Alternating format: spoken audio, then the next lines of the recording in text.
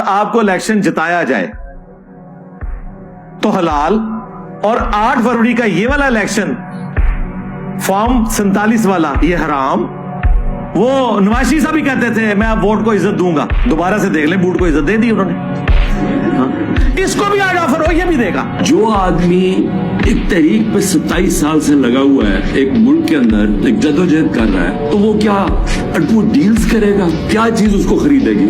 بتائے میرے ضمیر کی کیا قیمت ہے؟ کیا پرائم منسٹرشپ قیمت ہے کہ اگر آپ یہ کر دیں تو آپ کو پرائم منسٹر بن؟ میں تو پرائم منسٹر بن چکا ہوں، اور میں نے جب پرائم منسٹر بنا میں نے ایک بات کہی کہ اگر پھر وہ مجھے 2018 کا موقع ملتا میں سیدھی الیکشن پھر سے کرواتا، کیونکہ جو میں انصاف لانا چاہتا ہوں اور طاقتور کو قانون کے نیچے لانا چاہتا ہوں وہ آئی تب سکتا ہے جب آپ کے پاس طاقت ہو.